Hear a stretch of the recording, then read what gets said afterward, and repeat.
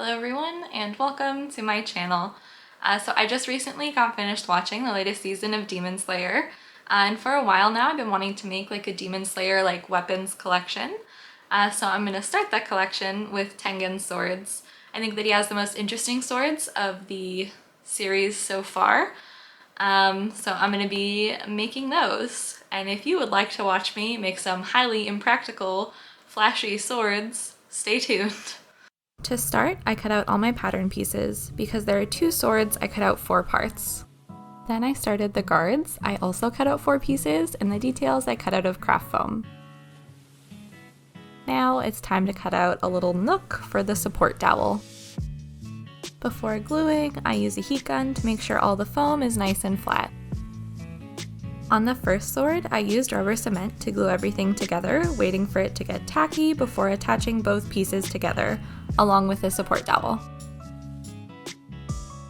For this second sword, I used hot glue because I could not get the smell of rubber cement out of my craft room, even with open windows and a fan on. It worked pretty well, I just had to glue it bit by bit. After a much needed break, I started shaving down the sword edges with my Dremel. As it turns out, these little pointy bits do not mix well with the Dremel. I tore a small bit of foam out, but it shouldn't be too hard to fix now. I'll just have to switch to hand sanding. I finished shaving down the rest of the edges with the Dremel and then used this little makeshift sanding block to not further any damage to these little pointy edges. Now I'll use some quick seal, if I can get it out of the tube, to make the edges of the sword smooth and cover any mistakes or gaps.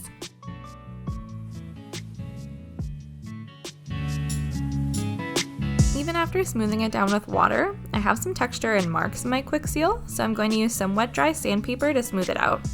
I'm not sure if this is what you're supposed to do, but I find it really helps a lot.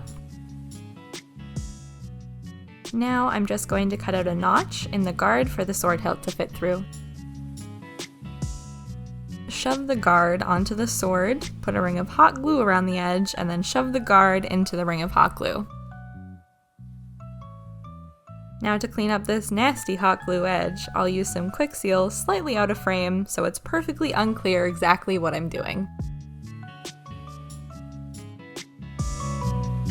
So I'm not really happy with the texture of the swords right now, so I'm going to try to do a layer of Mod Podge and then another layer of Plasti Dip to see if that helps. Now I'm just going to sand down the swords after the layer of Mod Podge.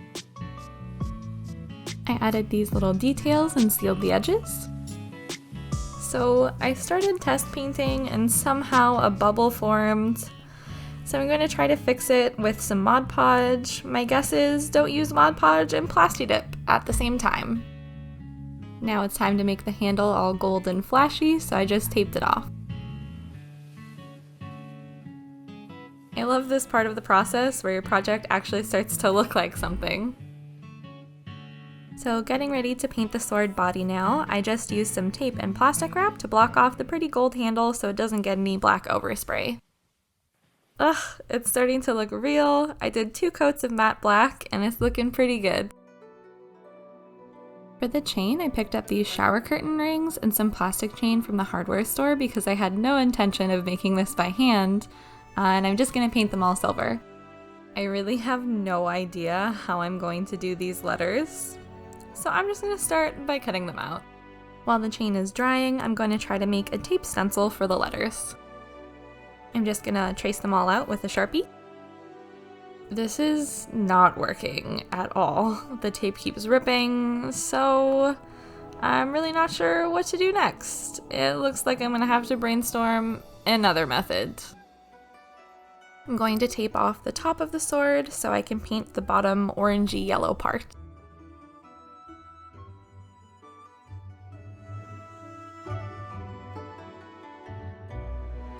No more woobles, please. Tape you down. Now to just peel off the tape mask. Oh, no. Oh boy. Alright, so she's all taped up and ready to be painted. Here's how those shower curtain rings and chain are doing. Nice and silver. Wow, I got all the orange on, and let's see how well it looks under the tape. Let me just bring you in closer so you can see all the lovely imperfections. I'm thinking because the sword body is matte black, I can just fix this edge with some black acrylic paint and hope for the best. We shall see how it goes.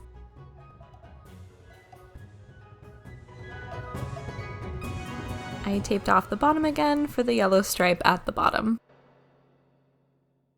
I tried to keep a light hand while painting this part to try to make like an ombre effect, and it worked better in some places than others, but we'll see how it is under the tape. I'm so happy with how it's turning out, only a few more steps left.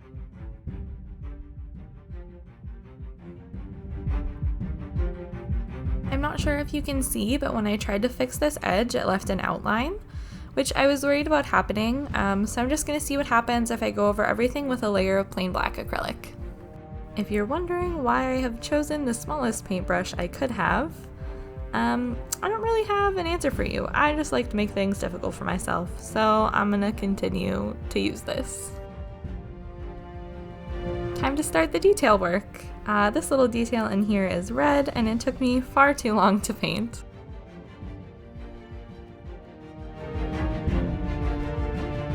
Now I'm just gonna paint many, many layers of this green paint on the outside of this guard and on the handle.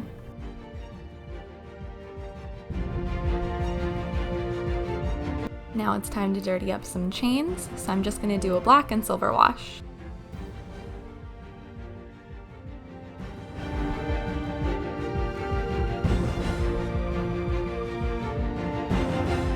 So I tried using this Sharpie for the letters.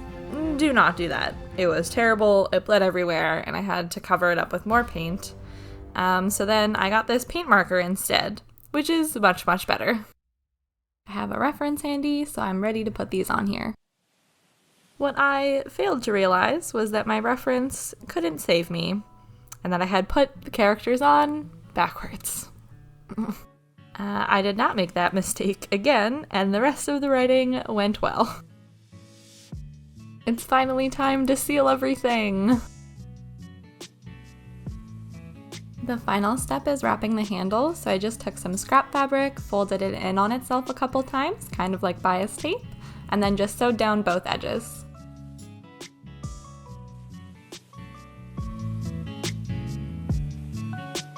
Then I took some super glue to secure the wrap at the top of the sword. Okay, so to wrap the sword handle, you fold the fabric 90 degrees towards the inside of the sword, hold that twist, and then 90 degrees again, then repeat and keep repeating alternating sides all the way down. Normally you finish this off with some kind of fancy knot, but in his swords, the wrap just kind of stops, so I just finished it with some super glue.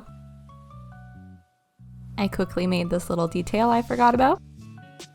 And now finally I can attach the chains.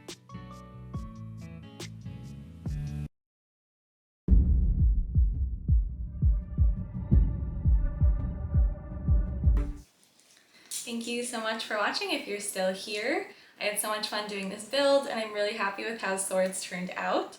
And if you want to make some flashy swords for yourself, I have a link in the video description of the pattern that I made. And if you enjoyed watching this video, hopefully I'll see you in the next one. Bye!